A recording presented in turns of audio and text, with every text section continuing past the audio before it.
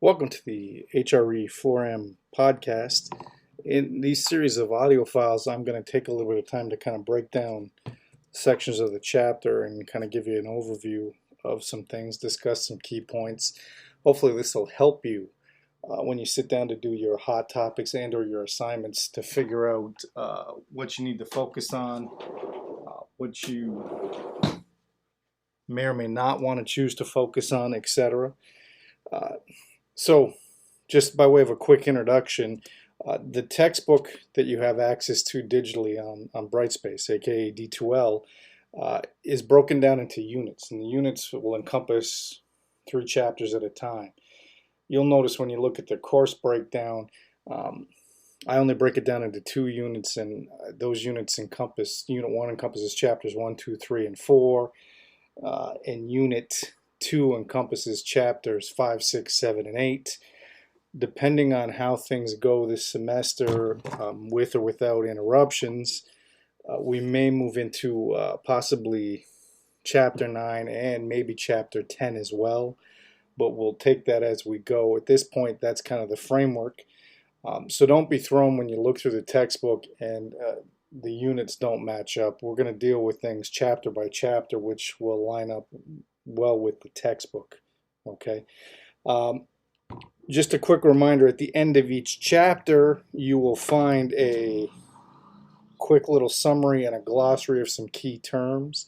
So don't be afraid to go check those out as you're working through your hot topics and your assignments. If you're stuck for things or you're not sure about something, check there first, and then you can start going through the chapter if you don't find what you need, or looking up material via the internet that you may feel you want to expand upon. All right. So this first little podcast deals with the idea of ethics and morality. So what we're talking about is trying to get a basic understanding of what ethics and morality is, or ethics and morals are. Those terms tend to be used interchangeably. They're not the same thing. They're interdependent, they're interconnected, but they are not the same thing. People talk about someone being moral, and in the same breath, they'll expect that to be some kind of demonstration of a person's ethics. That's really not the case. They, like I said, they work together, they're interdependent upon each other, but they're not interchangeable as terms of descriptions. When you talk about an individual, if you're going to talk about a person's ethics and then a person's morality, you're talking about 2 distinct phases of that individual, or elements of that individual. And really, when we talk about ethics, we are talking about a person's awareness, knowledge, understanding of what's right or wrong. Now, a person's ethics may not be the same as another person's ethics. They may not share the same ethical perspective, ethical viewpoint in a given situation. That doesn't necessarily mean one's ethical views are wrong and another person's ethical views or ethical perspectives are correct. It just means that we need to be aware that when we're talking about ethics, we're talking about varied perspectives around a given issue, scenario, situation. All right. So ethics is really what you know, understand to be right or wrong for yourself. Your morality, your morals, are the actions you take based on your understanding of what's right or wrong. So, to simplify it, I'd ask you the question, would you cheat on a test? Now, your answer could be yes or no. That's great. I'm going to ask you another question. Would you cheat on a test if you wouldn't get caught? Your answer again could be yes, could be no. Third kind of scenario is, would you cheat on a test knowing you wouldn't get caught, especially for you in grade 12, and it pretty much assured your acceptance into the university program of your choice? Would you cheat? Now, some people will have said no to all 3 questions. Some people will have said no to 1 or 2 of the questions and maybe yes to the third. Some people will have said yes to all 3. what that really should tell you, by way of an example here, is the fact that the ethical part of that question is, what do you think about cheating? Is cheating right or wrong?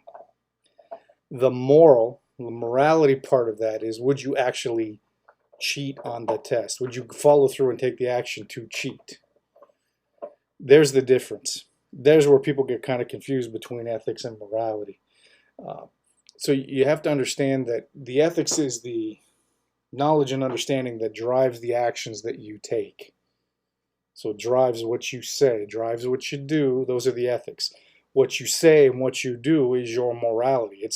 It's a demonstrable way for people to recognize or get a handle on what your morals are. Not so much your ethics, because it's hard to understand for some cases unless people vocalize and understand what people's perspectives are on an issue. So knowing the difference is important. Recognizing that the difference does not um, make one or the other more or less valuable. It's the fact that knowing those differences allow you to understand the interconnectedness of the two. Now, here's the funny thing. You can act in a moral way and not do it for any viable ethical reason. You may do the right thing because you don't want to get yelled at. That's not an ethic driving you. It's not the right or wrong of understanding the right or wrong of it that drives the action that's potentially moral or a moral action. Um, Vice versa, you'll hear people say, the road to hell is paved with good intentions. People will start with an understanding that's the right thing to do and take that action and believe that action is moral, to have a whole host of other people question the validity of that action, the morality of that action, because their ethics may say something different, may influence them to believe that that action isn't moral. Okay? So that's kind of the framework, the groundwork of the first part of the chapter, because what it then moves into is they talk about the ethical experience. So the 4 ways of, quote unquote, locating the ethical in you is what the textbook says. I call them the 4 universal ethical experiences. And what they really are is, in your head, what goes through your head when you hear somebody scream for help? That's then going to drive, that's what ethics do. They drive you to take a certain action. Okay? So the first one's somebody screams for help. What are you going to do? The next one is, what happens when you come across somebody begging for spare change or asking for, quote unquote, a handout or charity? That's then going to drive a certain type of action within you. All right? The next ethical kind of experience is obligation. So in this case, the expectation is, if we're online at this point, you're working online, that somebody's going to assign you work online, and you're then going to turn around and complete that work by a given due date. There's the obligation. So that creates a scenario that's going to have you look at your ethics and then determine an action, a course of action you're going to take based on those ethics. The last universal ethical experience, they talk about the experience of contrast. Really, what that is are scenarios or situations where they may make you completely question your own ethics. So you may see something or come across something that seems so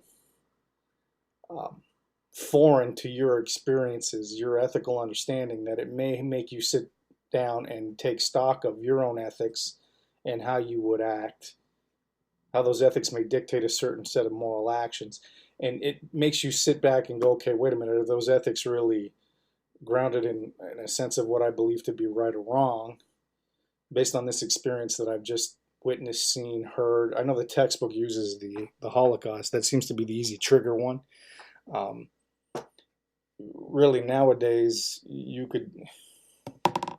look at what was going on during COVID and the stages of reopening, and you look at the Black Lives Matter movement,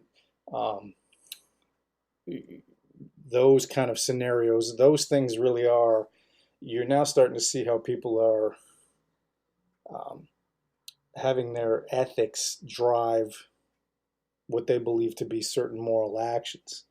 those are examples of, there's an example of contrast, an ethical example of contrast that then is going to drive people to take certain courses of action and behave in a certain way. So really what you have to understand is those ethical experiences are something that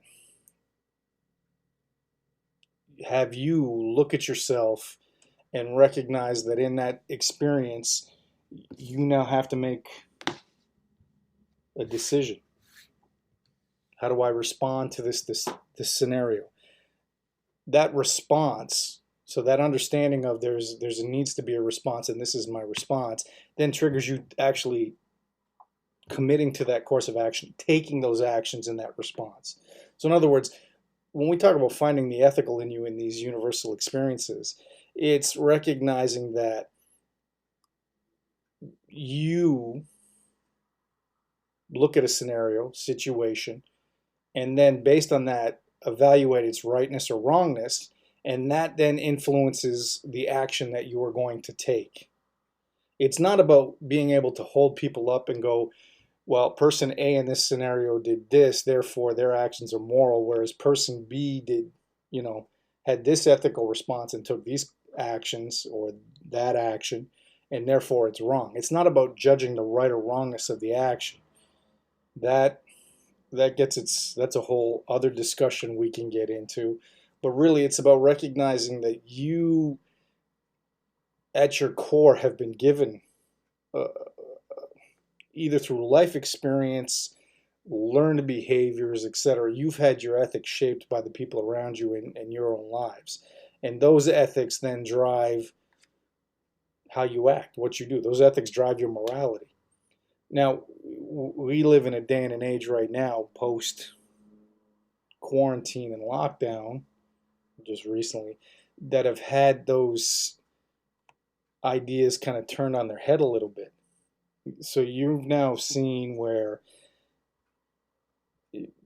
if somebody stands up and ethically they believe something that's counter to um, the current trend or the current set of beliefs with a larger group, instead of having a discussion and people getting into quote unquote arguments that then may foster a dialogue, which is where this whole idea of ethics and morality really should work its way towards or work within, is the fact that you believe something counter to what a larger majority group believes. You voice that opinion. That opinion doesn't become something more right or wrong, or is not something that then should drive a set of actions that say you're going to lose your job, or people are going to censor you, or people are going to threaten you.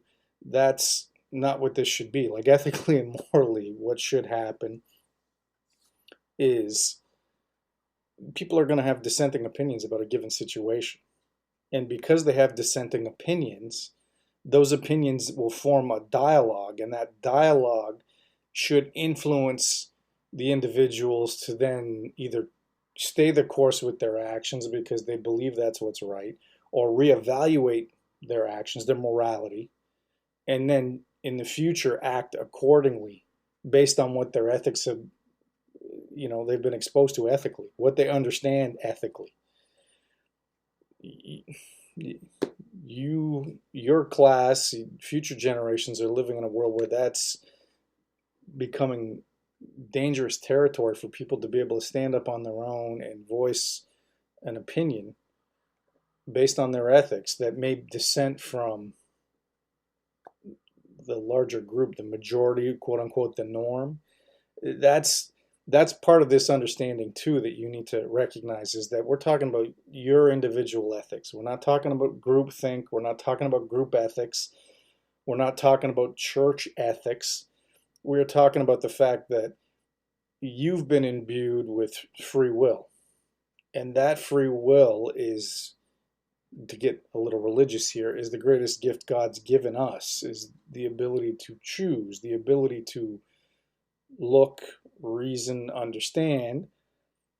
And yes, that reasoning at some points may be faulty. That reasoning may be misinformed. We can go on and on. But it's through experiences of seeing various ethical viewpoints and the actions that come out, the morality that comes out of those ethics, that allows you to grow as an individual. It allows you to kind of figure out what your ethics are, figure out what those ethics are going to dictate when it comes to the morality of who you are and the actions you're going to take in a given situation. So, that being said, that's kind of a little bit of a, hopefully a primer and introduction to the first part of chapter 1. All right. You'll see these go up in sections. So the hot topics deal with chapters and chunks. So chapter 1's hot topic deals with this idea of ethics and morality. That's what this podcast will deal with, this audio file. The next audio file you get will deal with the second half of chapter 1, and so on and so forth. From chapters 2 through 8, you'll get 2 of these audio files a chapter that'll kind of break things down. So you can kind of listen to it, get a feel for it, look through the chapter material, and then work through the hot topics and the assignments. Okay, again, like I've said at the beginning of the intro of the class, if you've got any questions or concerns, don't hesitate to contact me, either via school email or through Brightspace's email. Okay.